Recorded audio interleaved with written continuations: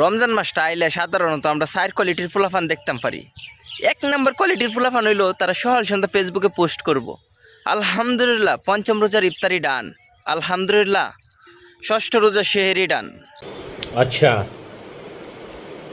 ठीक है। আরেক কোয়ালিটির ফুলাফান হইলো তারা সারাদিনই ফেসবুকে স্টোরি দিব, পোস্ট দিব, শুধুমাত্র আজকে একজন গার্লফ্রেন্ড না থাকার কারণে রাত্রে 3টে বাজে মসজিদের মুয়াজ্জিনের অ্যালার্ম শুনে আমার ঘুম থেকে উঠতে হয়। মানে আমার কাছে মনে হয় আল্লাহ তাআলা তারা রমজান মাস দিছে গার্লফ্রেন্ড বয়ফ্রেন্ড খুঁজার লাগে, তার আর কোনো কাম নাই।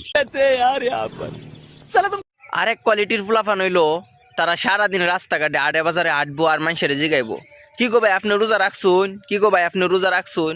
মানে আমার কাছে মনে হয় আল্লাহ তাআলা খালি তারা এই দায়িত্বটাই দিচ্ছে যে তোমরা খালি এলাকার মধ্যে আটটা দেখবা যে কেটা রোজা রাখে কেটা রোজা রাখে না। মানে আমার মনে হয় আল্লাহ তাআলা তারা এই দায়িত্বটাই দিয়ে দিছে, মানুষেরা খালি জিগাইবো কি গো ভাই রোজা রাখছুন।